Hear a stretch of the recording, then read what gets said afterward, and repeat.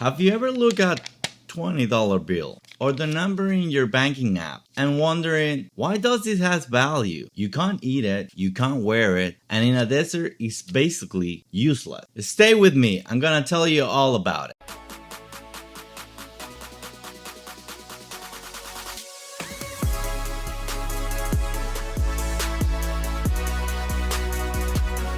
Welcome to TradingBits X. This channel is all about decoding the economy from the ground up. No noise, just signal. Today we're tracing the wildest transformation in human history, the evolution of money. We're going from trading cows and salts to clicking buttons and moving millions. Before we dive in, I want to hear from you.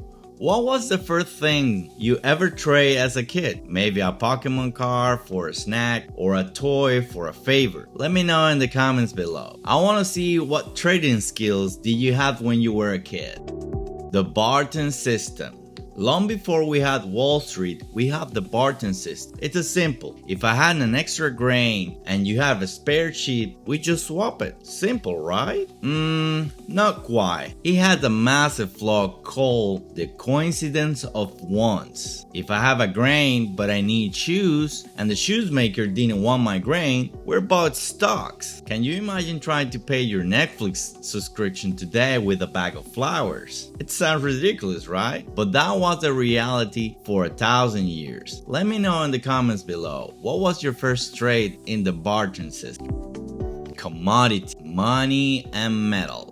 Humans eventually got tired of carrying cheats around. We started using commodity money, things that had intrinsic value like salt, seashells, and even giant stones. Eventually, we land on metals. Gold and silver were durable, portable, and most important, scarce. This changes everything. Now, value wasn't tied to a specific item you needed. It was tied to a universal middleman. If you're finding this history lesson value so far, do me a huge favor and hit that like button. It tells the algorithm that finances is actually real good.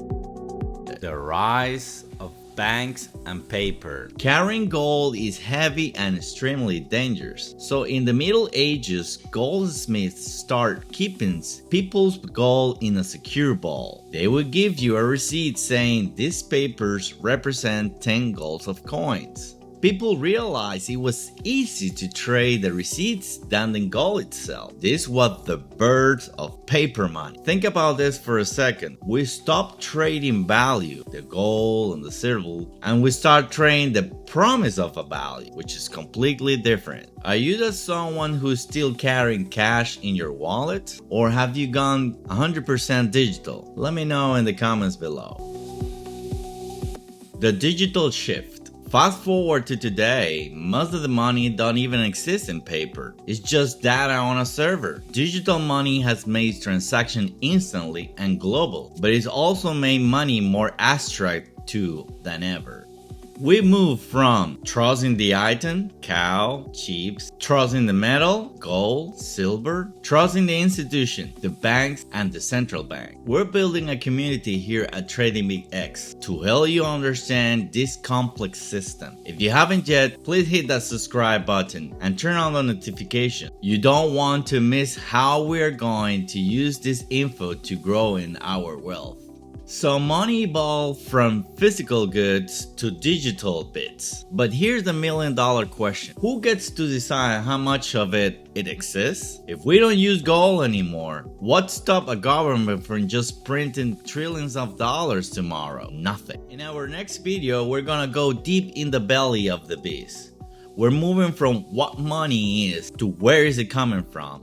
We'll talk about central banks, the gold standard, and the fiat system we live in today. Money isn't just math, it's history and psychology. Share this video with one friend who always asks you why everything is so expensive. It might help them understand the bigger picture. And remember to subscribe, hit that like button. Money, markets, we're trading the future. See you in the next one.